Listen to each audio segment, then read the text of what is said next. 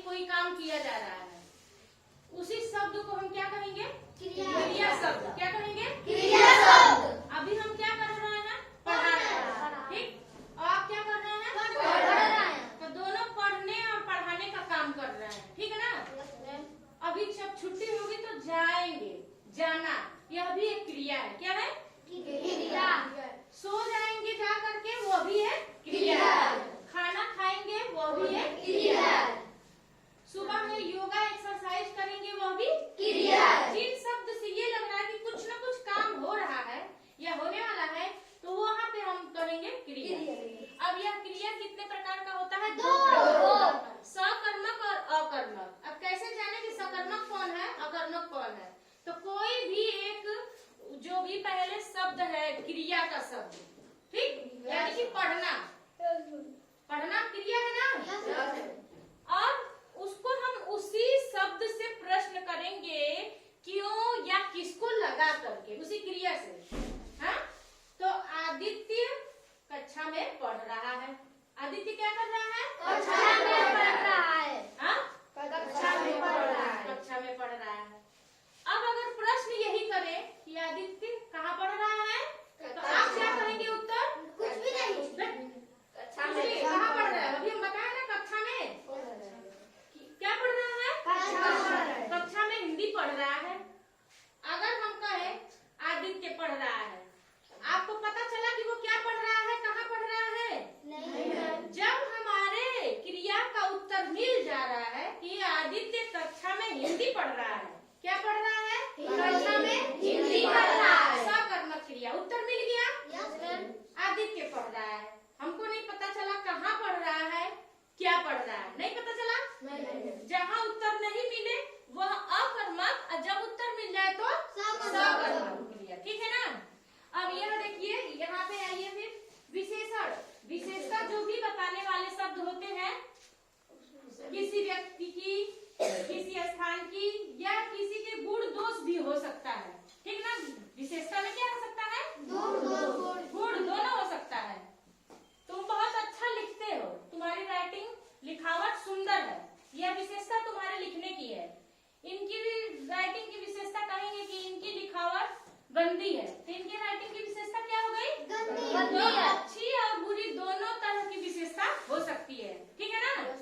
जो कि किसी व्यक्ति या किसी स्थान या किसी भी वस्तु के बारे में बताता है, वह क्या होता है? विशेषण। क्या होता है? विशेषण। देखिए, यह 5 तरह का होता है। पहला वाला गुणवाचक, इसमें किसी का दोष, आकार का हम पता बताते हैं। ये 4 प्रकार का होता है। ये पहले देखिए, यह कितना है? गुण, दोष, आकार, रंग का बोध जिसमें हो, और गुण वाला विशेषण है। किसी का गुण बता रहे हैं, किसी का रंग बता रहे हैं, और किसी के आकार के बारे में बता रहे हैं कि ये पेड़ बहुत मोटा है, वो पेड़ बहुत पतला है, तो यह आकार हो गया। यह फूल का रंग हरा है, इस रंग फूल का पीला है। तो ये सारे गुणवाचक क्या हो गए? गुणवाचक। परिमाणवाचक, यानी कि एक पेड़ वहाँ है, 4 पेड़ वहाँ है। जहाँ संख्या हो जाए किसी की विशेषता, ये पेड़ कितने हैं? 4 है, और इधर पेड़ 5 है या 1 है, तो ये नंबर बता रहा है ना। पेड़ की विशेषता क्या हो गई? यहाँ नंबर, यानी परिमाणवाचक, जहाँ गिनती आ जाए वह परिमाणवाचक, सिंपल सा, ठीक। अब देखिए, नापने तोलने का संख्यावाचक, इसमें भी 5, 10, यह भी एक विशेषण ही शब्द है। क्या है? विशेषण। और सांकेतिक, संकेतवाचक, यानी कि यह शौचालय है, संकेत हम दिखा रहे हैं। अब वह रोड है, वह नन्या का घर है, यह वह, यह क्या है? संकेतवाचक विशेषण। क्या है? यानी कि यहाँ घर तो है, लेकिन यह किसका है? यह घर नन्या का है, और इधर क्या है? यह शौचालय है। तो यह और वह, यह 2 शब्द क्या हो गए? क्या हो गए? संकेतवाचक। अब इधर आइए, देखिए, लिंग। लिंग मतलब स्त्रीलिंग या पुल्लिंग, 2 तरह के लिंग होते हैं हिंदी में, स्त्रीलिंग और पुल्लिंग। जहाँ भी कहीं आपको ये लगे कि यह आदमी है, यह इससे पुरुष जाति का बोध हो रहा है, जैसे जानवर भी हो सकता है, पक्षी भी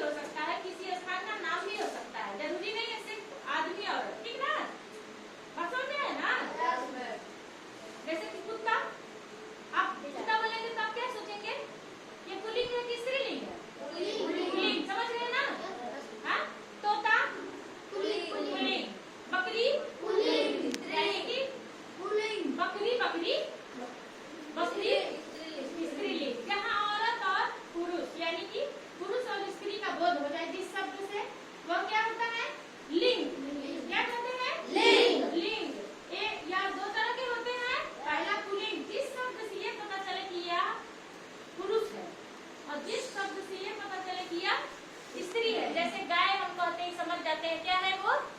गाय। पुल्लिंग। गाय आदमी है, औरत है?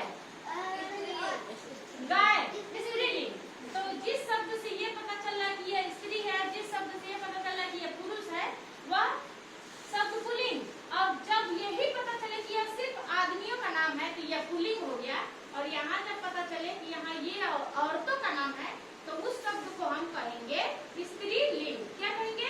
स्त्रीलिंग। जैसे लड़की स्त्रीलिंग, बकरी स्त्रीलिंग, गाय स्त्रीलिंग। नदी क्या है? स्त्रीलिंग।